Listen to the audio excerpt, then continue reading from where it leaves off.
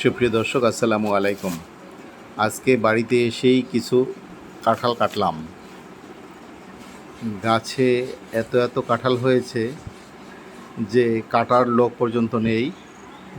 আপনাদেরকে দেখাচ্ছি, কিছু কাঁঠালের ছবি আপনাদেরকে দেখাবো এবং কাঁঠাল কাটার ভিডিও দেখুন। প্রত্যেকটা গাছে ছোট ছোট গাছ, সে গাছে অনেকগুলো কাঁঠাল। আমরা হাঁটতে হাঁটতে দেখেছি একটা ছোট একটা কাঁঠাল। এখন একটু উপরে একটা কাঁঠাল কাটবে, এই কারণে আমি একটু দূরে সরলাম।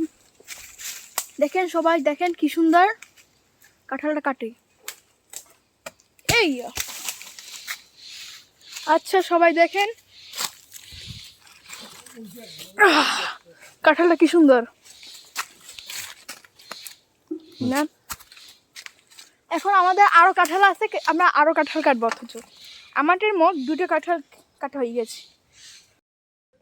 দর্শক দেখুন, এই কাঁঠালটা পেকেছে, কাঁঠালটাতে রস পড়ছে। এত এত গাছ আর এত এত কাঁঠাল, কোনটা পাকে আর কোনটা কাঁচা কিছুই বলা যায় না। এই কাঁঠালগুলো ঘূর্ণিঝড় রিমেলের আঘাতে একটু আঘাতপ্রাপ্ত হয়েছে, তাই কালো হয়ে গেছে।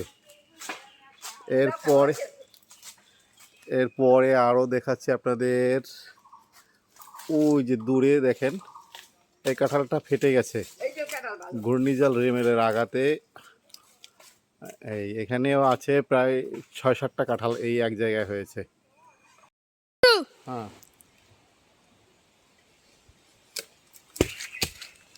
আসবো আমারই খবর পড়তে।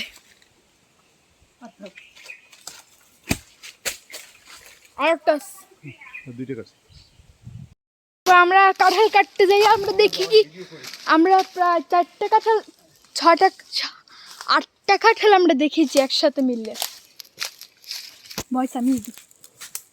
এখন তো বুঝলাম কাঁঠাল তো আমাদের জাতীয় ফল, কিন্তু এতগুলো যে আমাদের কাঁঠাল যে আমাদের বাড়িতে হয় এটা তো আমরা জানতাম না আগে। এখন দেখি যে যত যত কাঁঠাল আছে খুব ভালো লাগে।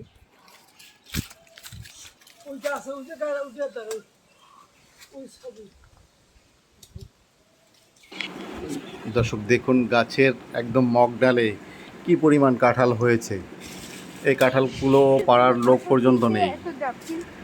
দেখেন, এখানে কাঁঠালগুলো পাখিতে খেয়েছে, বিচিগুলো নিচে পড়ে আছে। এভাবেই লোকের অভাবে আমাদের কাঁঠালগুলো পাখির খাবার হয়েছে।